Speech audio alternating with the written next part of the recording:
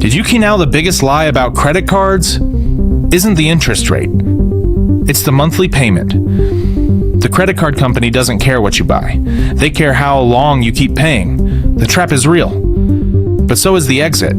Stay with me, because at the end of this video, I'll show you the exact strategy that can save you thousands and help you stop making banks richer every single month. Welcome to The Price of Normal, where we uncover the hidden costs behind everyday life. Imagine putting $6,000 on a credit card. You make every payment. You never miss a due date. You do everything right. And years later, you still owe money. How is that possible? Most people think debt works like a staircase. You borrow money, you make payments, and eventually you climb back down. But credit card debt doesn't work like a staircase. It works more like a treadmill. You keep moving, yet somehow you never seem to get anywhere. Americans now carry more than $1 trillion in credit card debt. And we're usually told the same story. People spend too much. People make bad decisions. People lack discipline. But when millions of people are struggling with the exact same problem, it's worth asking a different question. What if credit card debt isn't just a spending problem? What if it's become part of the cost of normal life? Today, we're going to uncover why credit card debt never seems to disappear, and why the system works very differently than most people realize. Credit cards weren't originally designed to fund everyday life.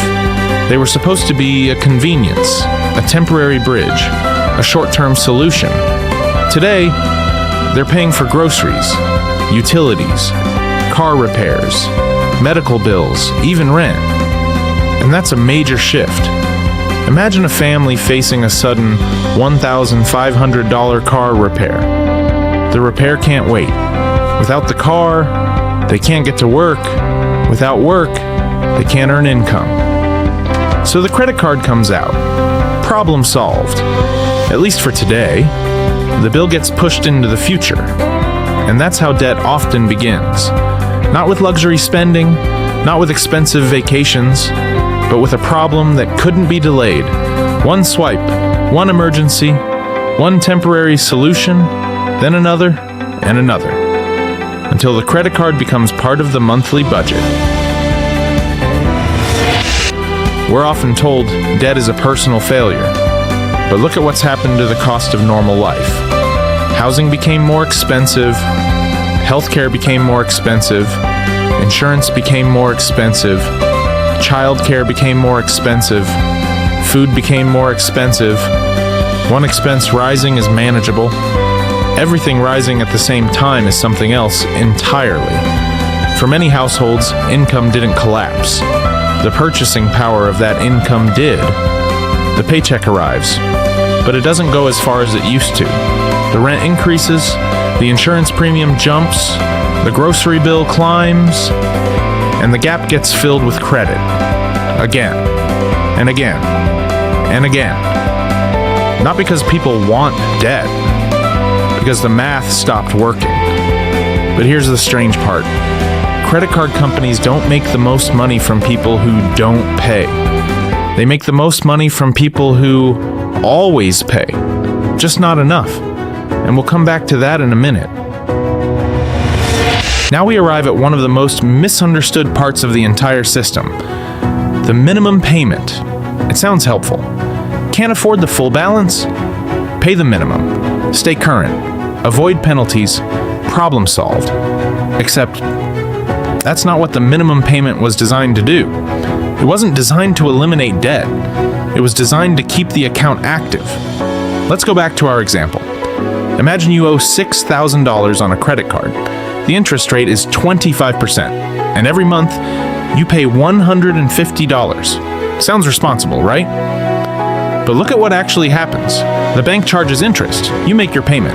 A large portion of that payment disappears immediately. Not toward the debt, toward the interest. The balance goes down, but only a little. Month after month, the same cycle repeats. You make the payment. Interest gets charged. You make the payment. Interest gets charged. You feel like you're moving forward. but the debt is moving much more slowly than you think. And that's where the trap begins. The borrower sees progress. The lender sees recurring revenue. Only one of them is right. This is why someone can make payments for years and still owe thousands of dollars. The system isn't optimized to eliminate debt quickly. It's optimized to keep debt alive. But the trap isn't just financial, it's psychological, because banks understand something about human behavior that most people never notice. A large number feels painful. A small number feels manageable. Imagine you're shopping for a new phone. The price is $1,200. That sounds expensive. You stop, you think, you hesitate, but change the offer to $29 per month. Suddenly it feels different. The phone didn't become cheaper. Your brain simply stopped focusing on the full price. And that's exactly why modern finance loves monthly payments.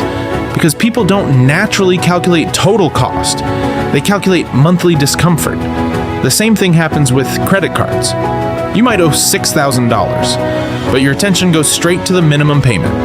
Maybe it's $150. Maybe it's $120. Your brain focuses on the smaller number because it feels safer, more manageable, less threatening. And over time, the debt becomes familiar, normal, almost invisible.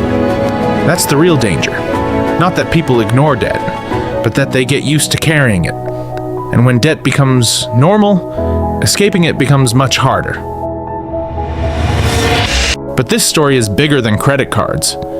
It's about how modern America sells almost everything. Cars, phones, furniture, streaming services, gym memberships, internet plans, even vacations. All of it gets sliced into monthly payments. And that changes the question. People used to ask, how much does it cost? Now they ask, how much is it per month? That sounds small. It isn't. A $1,200 purchase feels expensive. $29 a month doesn't. The price didn't disappear. It just became easier to ignore. So your paycheck gets claimed before you even see it. Rent, car payment, insurance, phone bill, subscriptions, credit cards, before groceries, before savings. That's the monthly payment economy. And for millions of Americans, it's normal. Then came the newest version of the same idea. Buy now, pay later. 4 easy payments, 0 interest, no problem. At least that's how it's sold. One purchase usually isn't the danger. The danger is stacking. Every individual purchase seems harmless. Together, they eat your future paycheck before it arrives. That's the trap. You weren't just buying products. You were spending pieces of future income. So, how do you get out of the trap? First, stop making the hole deeper. If you're serious about getting out of credit card debt, the first step is to stop adding new debt, because every new purchase delays your progress. Next, find out which card is costing you the most. List all your balances and their interest rates. Keep making the minimum payment on every card, but put every extra dollar toward the one with the highest interest. That's called the Avalanche Method.